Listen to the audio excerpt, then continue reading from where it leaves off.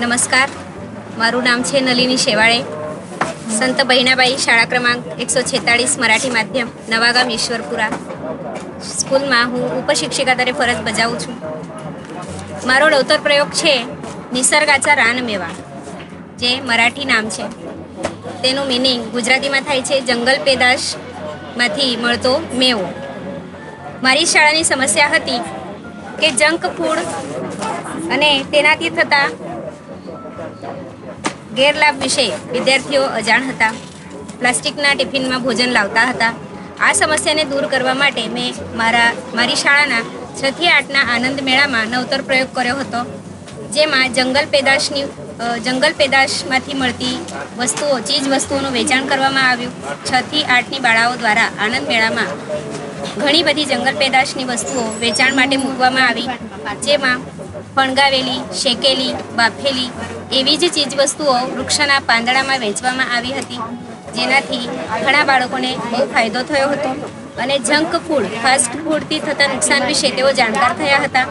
Plastic નિર્મૂલનનો પણ આમાં એક વિશેષ ભાગ ભજવવામાં આવ્યો હતો.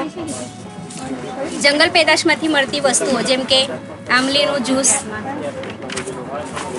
બોર, શક્કરિયા, કંદમૂળ જેવા બાફેલા એવી વસ્તુઓને રાખવામાં આવ્યું હતું. જંગલનો મેવો, જેને મરાઠીમાં કહેવાય છે નિસર્ગાचा રાનમેવા, આનો ઉપભોગ અમારા બાળકોએ લીધો હતો, જેમાં મેદો, સફેદ નમક અને ખાંડ આ વસ્તુઓનો પણ ઉપયોગ નિષેધ રાખવામાં આવ્યો હતો, જેમાં ગોળ અને સેંધવ મીઠું વાપરવામાં આવ્યું હતું. એવી જ ચીજ વસ્તુઓનું વેચાણ આ મેળામાં કરવામાં આવ્યું હતું. જંગલ થીમ પર આધારિત આ મેળાનું પ્રદર્શન જંગલ જેવું રાખવામાં આવ્યું હતું. નાની બાળાઓ પ્રાણીઓ બનીને એ જંગલમાં ફરી હતી અને ઘણો આનંદ એમણે મેળવ્યો હતો. ત્યાર પછી 2023-24ના વર્ષે આમાં અપડેટ તરીકે અમે નવતર પ્રયોગમાં જંગલમાંથી મળતી પાંદડાઓમાંથી બનતી પતરાળી અને બાળકોને શીખવાડી હતી, અને દરેક બાળક પતરાળી બનાવતા શીખી હતી, અને તેમાં મોટા અનાજ તરીકે ભાખરી અને ન ગમતી હોય એવી વાનગી સ્કૂલમાં લાવતા હતા અને એમાં જમતા હતા. એટલે એમને જંગલ પેદાશમાંથી મળતી ચીજ વસ્તુઓની સાથે સાથે પાંદડાઓનું પણ મહત્ત્વ સમજ્યું હતું.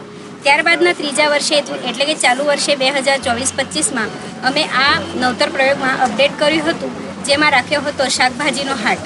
તો આ શાકભાજી હાટમાં અમારી બાળાઓએ વિવિધ પ્રકારનો શાકભાજી સ્કૂલમાં લાવી વેચાણ કર્યો હતો. એમાં ફળોનો પણ સમાવેશ કર્યો હતો અને એક શાકભાજી વિક્રેતા તરીકે બહુ સરસ એમણે એમાં ભૂમિકા ભજવી હતી, જેમાં શિક્ષકોએ પણ ખૂબ સરસ રીતે ભાગ લીધો હતો. તે જ પ્રમાણે તે શાકભાજી વેચાણ થયા પછી જે વધેલો શાકભાજી હતો તે બીજા દિવસે અમે ખેતરની મુલાકાતે લઈ જઈ ત્યાં ચૂલા પર ભોજન બનાવીને બાળકોને ખવડાવ્યું હતું.